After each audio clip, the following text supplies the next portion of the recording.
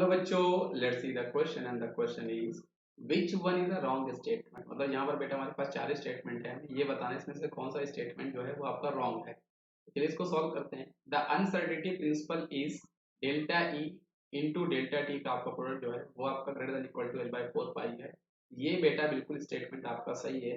Actual में आपके पास जो एक्चुअल स्टेटमेंट होता है वो आपके पास डेल्टा एक्स और डेल्टा पी मतलब डिस्प्लेसमेंट और मोमेंटम का जो प्रोडक्ट होता है वो आपका greater than equal to H by four pi हुआ करता है। लेकिन ये बेटा हम लोग काइनेटिक एनर्जी है, जब कभी भी हम इसको काइनेटिक एनर्जी के टर्म्स में कन्वर्ट किया करते हैं तो वहां पर बेटा आपके पास एनर्जी का चेंज, काइनेटिक एनर्जी का चेंज एंड जो होता है डायरेक्टली प्रपोज और प्रोडक्ट ऑफ टाइम का चेंज वो आपका greater than equal to H by four pi आता है। ये स्टेटमेंट भी आपके पास बिल्कुल सही है, तो ये आपका सही स्टेटमेंट है। अगर हम बी की बात करते हैं बेटा, बी का स्टेटमेंट भी half filled and fully filled orbital have greater stability due to greater exchange energy. ये भी आपका बेटा बिल्कुल सही स्टेटमेंट है ना। हाफ फील्ड और फुली फील्ड जो हमारे ऑर्बिटल होते हैं इनकी जो स्टेबिलिटी होती है बेटा वो ज्यादा हुआ करती है due to greater exchange energy. और इसके जो एप्लीकेशन हुआ करते हैं बेटा ये हम लोग आयनाइजेशन एनर्जी में बहुत ज्यादा देखा करते हैं।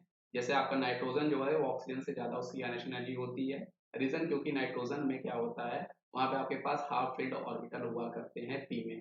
तो ये वाला भी स्टेटमेंट आपके पास बिल्कुल सही है बेटा।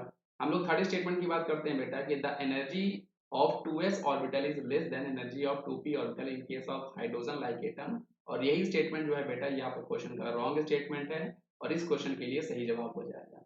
क्योंकि हाइड्रोजन जैसे स्पीशीज होते हैं इनके पास एक इलेक्ट्रॉन हुआ करता है बेटा, तो उनके लिए जो आपकी एनर्जी आपकी ऑर्बिटल होती है वो आपके केवल प्रिंसिपल क्वांटम नंबर पे डिपेंड किया करती है। किस पे डिपेंड करती है बेटा? प्रिंसिपल क्वांटम नंबर पे डिपेंड किया करती है। जिसके कारण बेटा हम लोग कह सकते हैं कि वहां पे जो आपका ये 2s और 2p ऑर्बिटल है इन दोनों की एनर्जी बेटा यहाँ पर सेम होने वाली है। क्योंकि हाइड्रोजन में आपके पास बेटा एक इलेक्ट्रॉन होता है और एक इलेक्ट्रॉन की जो शीर्ष हुआ करते हैं बेटा उन लोगों के लिए जो होता है वो एनर्जी जो होती है वो आपकी केवल प्रिंसिपल क्वांटम नंबर पे डिपेंड करती है, उसके अलावा और कहीं और डिपेंड नहीं करती। तो आई होप आपको ये कॉन्सेप्ट बेटा समझ में आया होगा। इसका सही जवाब हमारे पास ऑप्शन नंबर सी है जो आपके पास गलत था। डी की बात करें बेटा, डी ब्रॉगली वेव, तो यहाँ पे जो आपके पास फॉर्मूला गिवन है बेटा ये बिल्कुल सही है। डी ब्रॉगली वेवलेंथ के लिए हमारे पास जो रिलेशन होता है, फॉर्मूला होता है वेवलेंथ का, वो आपके पास सही होता है। ये स्टेटमेंट भी आपके पास सही जवाब है। तो थैंक यू बच्चों।